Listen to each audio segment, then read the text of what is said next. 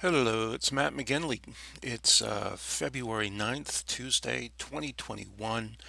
Uh, we're getting into that last part of first quarter where the setup for second quarter and the year beyond is pretty much on the table. And I don't know about you, but around this time, I just start running really hard, making sure that I'm doing everything that I need to do. Um, so, the big news, I guess, is trying to get stimulus going and trying to get the economy to a place where unemployment is reduced, people are back in jobs, money's flowing into business, and businesses um, have the kind of revenue to make sure they're hiring and growing. Um, if you go to officialchamber.com, you see there's a number of stories that we've been looking at. Let's see. COVID crushed business in 2020. Yes. Starting your Nevada business. Yes. Um, Facebook and Instagram launch by Black Shop Collections. Okay. February, um, African American month for African American history. Small business adds jobs in January. Travel 2021. All right. So we kind of covered all of these, I think. I'm going to have to get that refreshed for you. Let me see if there's anything here. And let's see. All right, I basically have the story I wanted to cover with you today. I just double checking to see if there's anything I missed. I will probably have to come back to one of these. Yeah, if you want tips on social media marketing, benefits of pay-per-click, um, searchenginejournal.com is a great place to go. I would recommend going on to these links here. Um, all right, so the thing I wanted to talk about today was consumer demand. And the reason I wanted to talk about consumer demand was this article here, um, which was part of a larger article, which was a report on employer firms. I think I saw it on Fox. And the summary of this article talks about, let me just make this a little smaller for you guys. Yeah, that's fine. All right. Um, it talked a lot about financing and who got financing, the PPP funds. I looked at it in a way as a marketer just to understand, what the friction points were for everybody. I did get some information that might help you. I'm going to focus on it in a second. It's basically demand. Um, the COVID-19 pandemic has had wide-reaching effects on small business operations. Of those that face disruptions to operations, firms most commonly cited changes in demand, 58%. So government mandates need to adapt to health and safety guidelines. I'm going to let those two go because what the government does and what you have to do for health and safety, we all have to do it. So that kind of levels the playing field for everybody. But I am going to focus on changes in demand. And eventually I'm going to come back to this report for a number of reasons and a number of aspects, but I'm going to go very quickly now into what I wanted to talk about, which was demand, how to create demand. Now, you can go into Google and go ahead and do a search on how to create demand. I picked one from Inchpin or Lynchpin. I'm not sure of that one. It's a good article. I also picked one from Entrepreneur back from 2014. How to increase demand. Let's see, from one IMS. This is B2B marketing, which I thought will be helpful for everybody in manufacturing. New ways to increase product demand, which is from smallbusiness.cron.com. You'll be able to just either pick these up from the webs the live stream, or if you need me to send them to you, just shoot me an email. These are I had a disconnection, so I'm not sure when I'm back here, so I'm going to just repeat that last part. Um, smallbusiness.cron.com, and then Forbes. Okay, so this is from 2016. The reason I put an article in from 2014 and 2016 was to show that all of these strategies have worked, they do work, and they're fundamental to marketing, and they're fundamental to how your product or service relates to your customer or client. So I'm going to work backwards here. 7 marketing tips to create a demand for your new product. Okay, so this really doesn't have anything to do with your product or service. This is just kind of what's going on in the marketplace. So what's the number one thing that you can do to create demand? Supply, demand. Okay, so product scarcity. So there are a couple of ways of creating scarcity. For me, I always go to, you can limit the amount of quantity that you have, and you can limit the time that it's available. So if you decide to drop the price, give a huge discount, make it for one day only, make it for a week only, and that will draw the customers in. Also remind your customers that not all quantities are available, not all sizes are available, not all styles are available, not all colors are available. And by pointing that out and saying that other people are interested in these things too, you create in the mind of the consumer like, hey, I better get that because I like that color, but I don't want it to sell out before I get to it. Okay. You'll see this a lot with a countdown timer on the website. So when you land on the website and you're on the order page, it'll say, whatever the price is, but good for the next 5 minutes. Okay. So that's a way of creating scarcity. So you could read that article. Information scarcity. This is just a slight tweak. This is being able to say that there's information about this product, but we're not going to reveal all of it. And what it does is it creates a demand for more information. It creates a demand to know. It makes people curious. People want certainty. All right. Let's see. Leverage user-generated content. Okay, so I'm glad that we're out of the idea of scarcity. User-generated content is basically social proof. It's saying a lot of people are enjoying this product. You should too. So I guess in a way it is scarcity in the sense that it could be fear of missing out, or what we call FOMO. This is another one, make it exclusive. This is a great example. This is in an article in Forbes. The watch Patek Philippe, there's $1 million watch in a showcase, and the marketing campaign for it is you have to write to the CEO of Patek Philippe and tell him why you deserve this watch, and it's $1 million.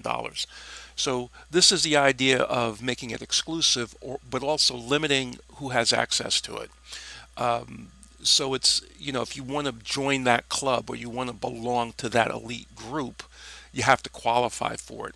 And again, it's just another limiting device. It's establishing the idea of scarcity, that not everyone is able to get this, and therefore that creates the demand. So does exclusivity necessarily equate with scarcity? I think it does. If you disagree with me, let me know. I'll be glad to post your comment. Focus on the biggest problem. This is probably the number one thing to create demand. A lot of people look at the example for this one, and I think it's one of these in these other articles.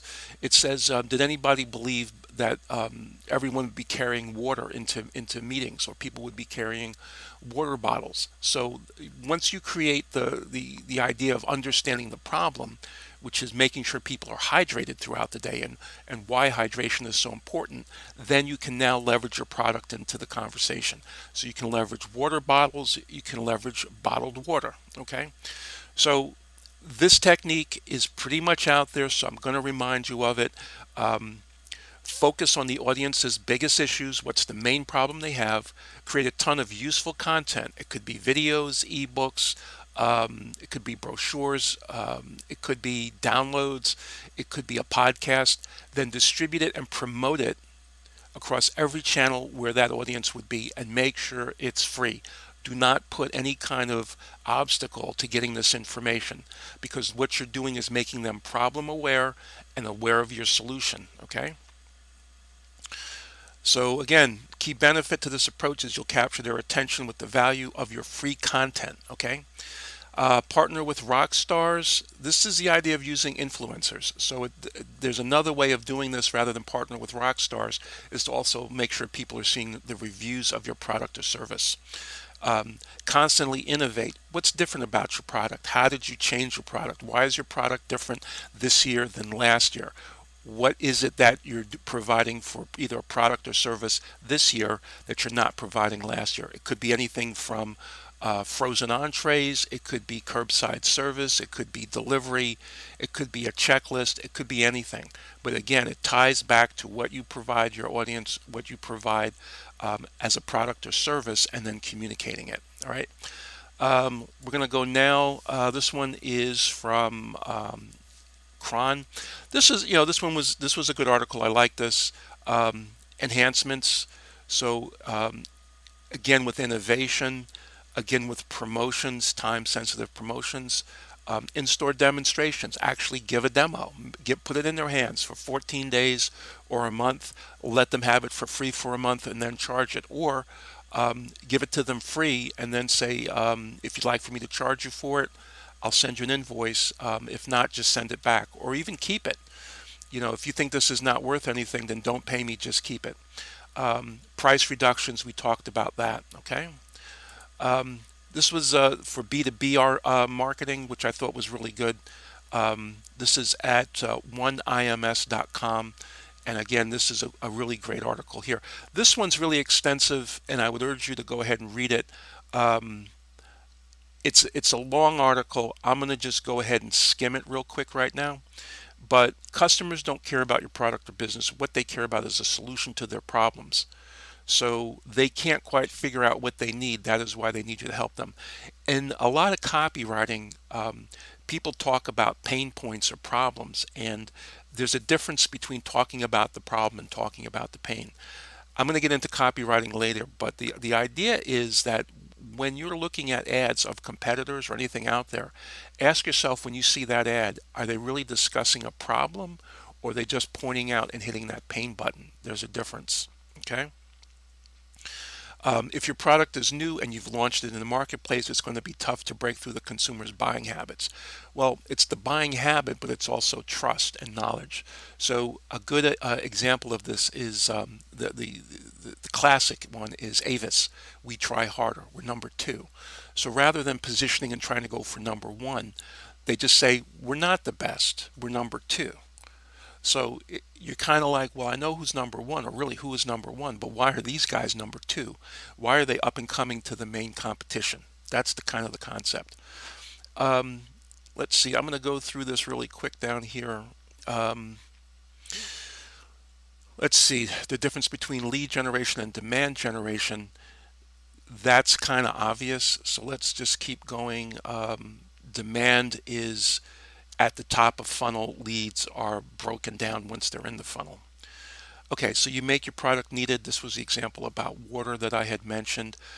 Boost brand awareness. We're talking about demand here. I could probably say increase demand by advertising more, but I know people don't have money for that, and that's a problem. So I'm not going to, state that right now. It's just something that you should be aware of. There's lots of other ways of increasing awareness, though. So that's what I'm saying about making that content available, putting it out there on social media, writing press releases, making announcements, giving the information to the public and making sure that they have access to it. Video is a great way of doing it.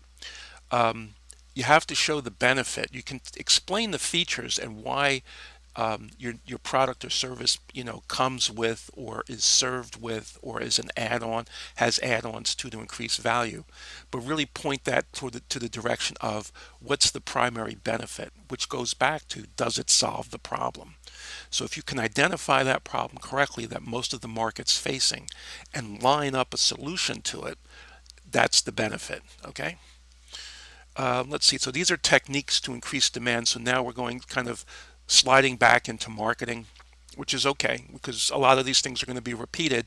And by seeing this repetition in other articles, it kind of drives the point home that this is what people are doing and that this is what works. Okay. So we talked about scarcity to create demand. Take advantage of video marketing. The thing about video marketing is that you can do it direct, from yourself, but you can also leverage customers and clients to make sure that they're saying what they saw the benefit was or why they use the product or service. It's a testimonial, it's a review, but it's, again, you can get that information out to the target audience. Try out partner marketing. This is interesting. This is something about being able to use either strategic alliances, you can call them joint ventures if you want, or even influencers. But what it's basically doing is leveraging share of voice in a competitive market. So when we talk about marketing and we talk about advertising, you really what you're doing is there's a certain amount of people to buy a product, and at any given time there's like a category that's been developed, and there's a certain number of people feeding into that category. So whether you're coming in new or you're trying to reestablish yourself, you're really trying to gain market share. So one of the things to do is to gain share of voice. When we talk about share of voice in advertising, we're talking about a media mix and being able to get into more venues, which has an expense connected to it.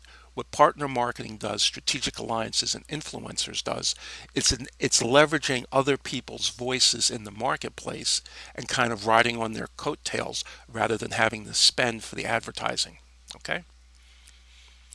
Update your blog regularly. This is just kind of something that you should be doing anyway, but I'll just reinforce it here. It adds to SEO, search engine optimization, and it gets new information out to your core audience every day.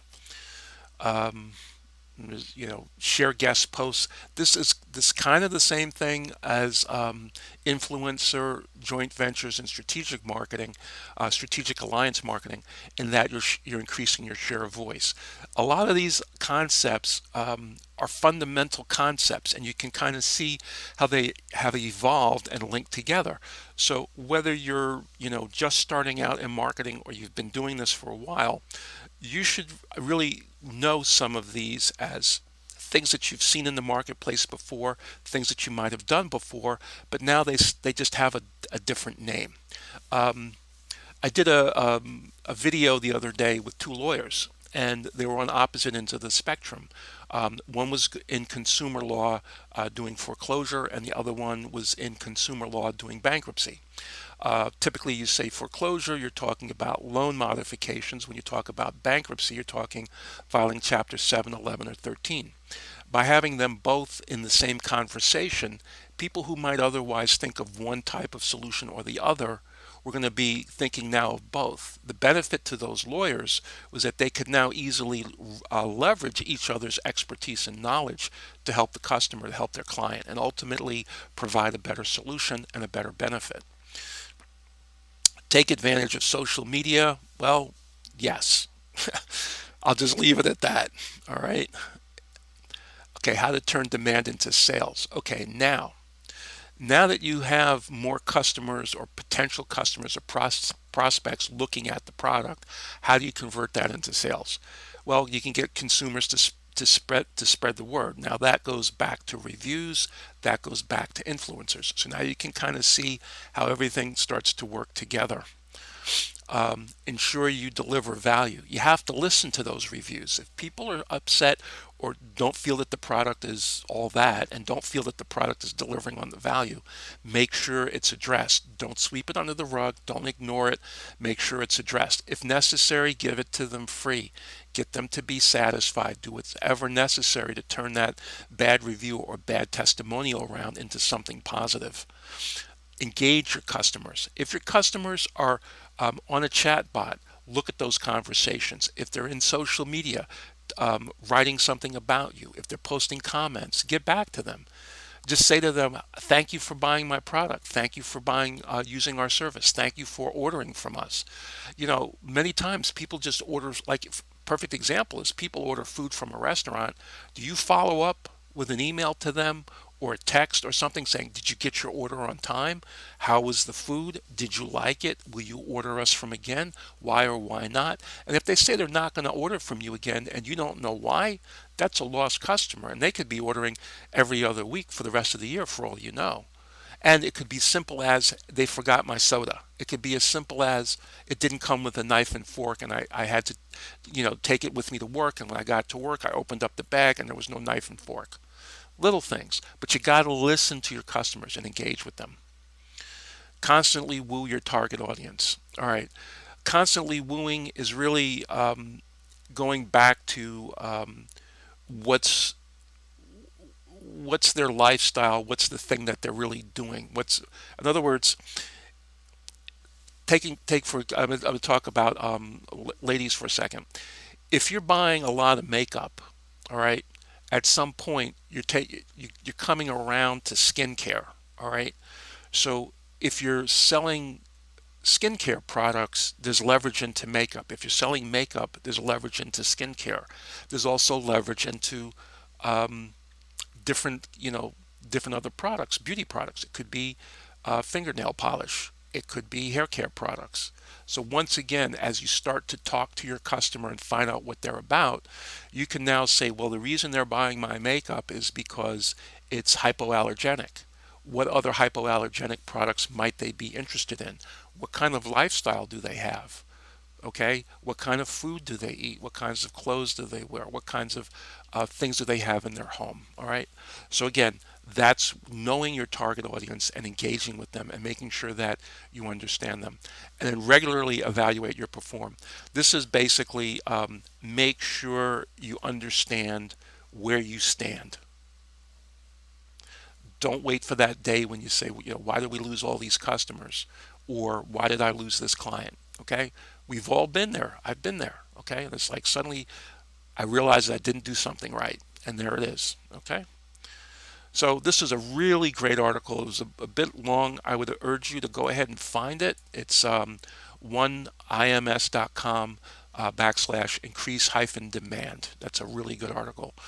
Um, There's another article. This one was from Entrepreneur. This is kind of market research, produce stellar content, feature reviews, again, influencers, testimonials, give new customers a deal. Yeah, make it worth their while, make it irresistible. New customer, half off. New customer, get a freebie. Because they're going to be buying from you hopefully for a long time, lifetime value. And create an exclusive club. That is, bring them inside and in that room, ask them questions. In that room, find out. When I say room, it could be social media, it could be a Facebook group, okay? But it could be Instagram. It's a way of understanding what their needs are and the value of your product. All right, and this is the last one here. This was the one that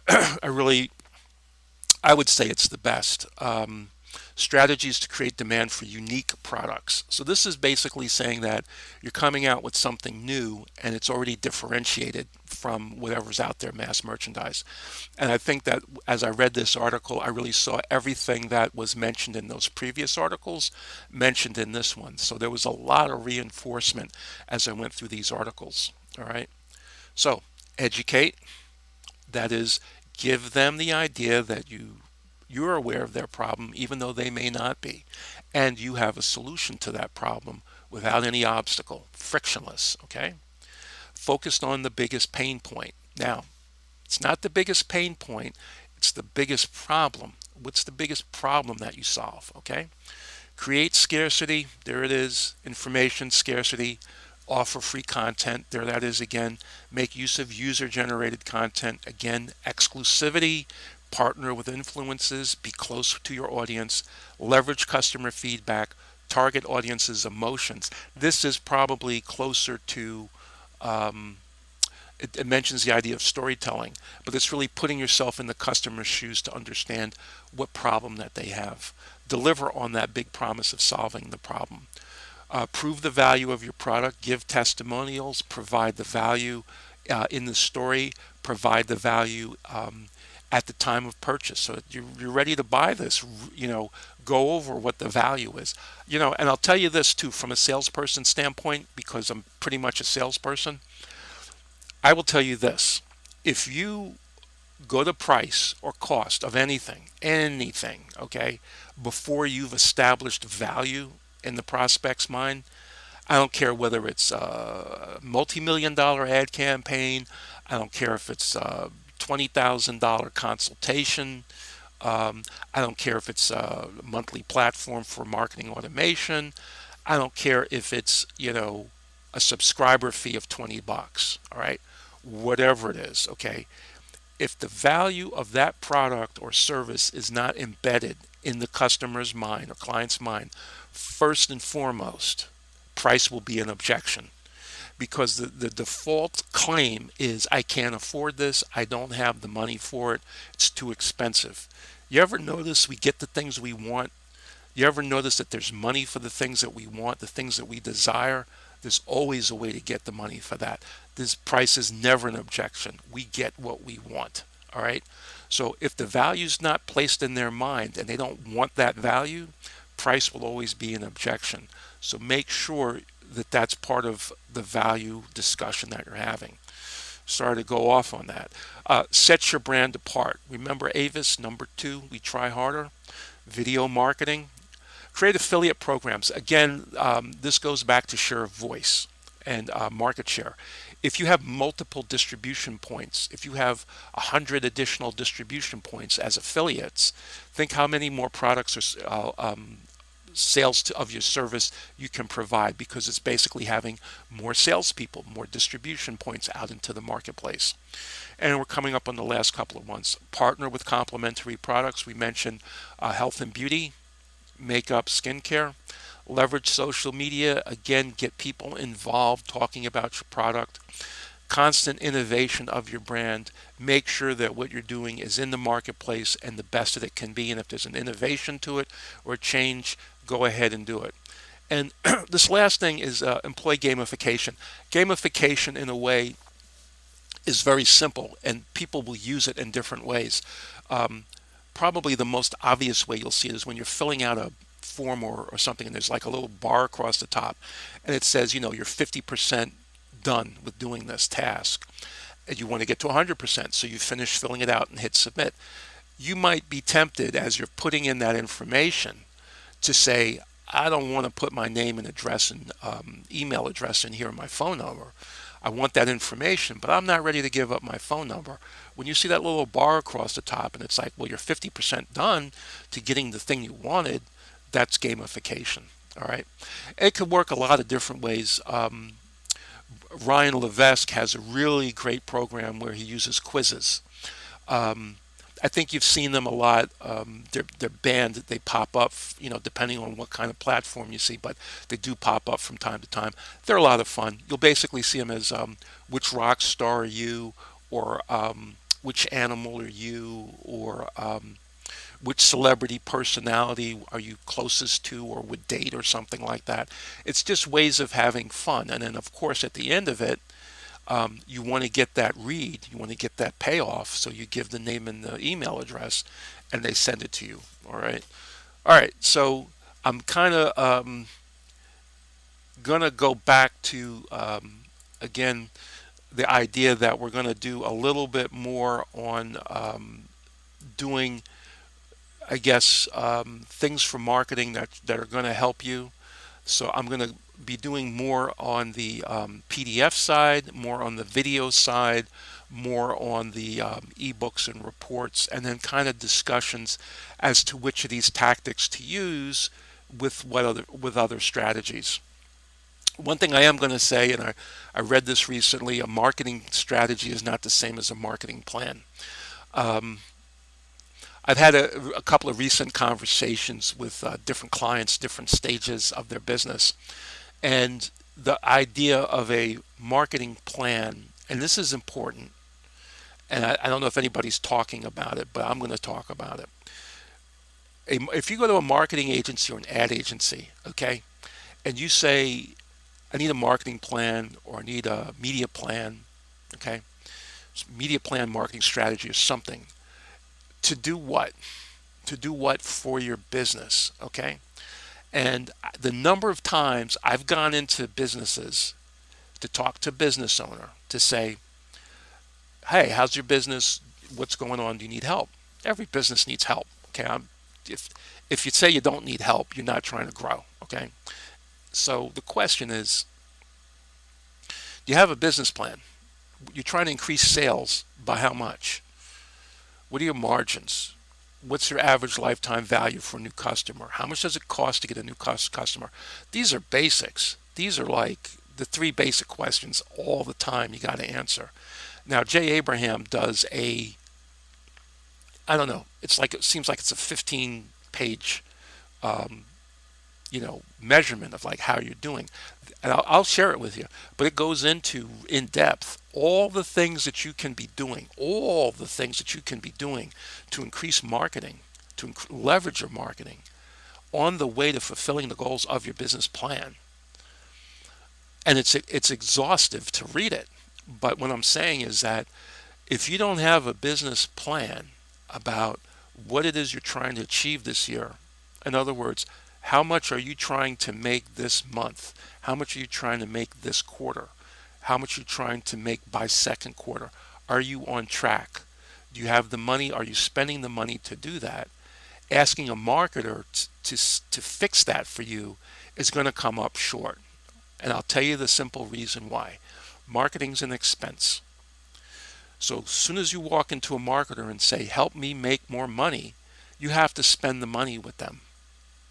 So if you're not walking into a marketer with a budget, with a budget to get to that marketing goal that he's going to or she's going to give back to you and say, these are the amount of sales I can deliver at these dollar volumes, at this cost per click, at this cost per lead, at this conversion rate, they'll have that. They'll have it generically for your category. They'll have it pretty much for your competitors. May not have it specifically for you. You should have it. You should already know it. All right. So if you don't have a business plan, put one together. It doesn't have to be perfect. It just has to be a plan. You can change it, but just have some idea of what it is you're trying to achieve, and then what kind of a budget you think you can afford to get that. Do you need 10 sales a month? Do you need 100 sales a month? Do you need 1,000 sales a month? What's your revenue that you need this month?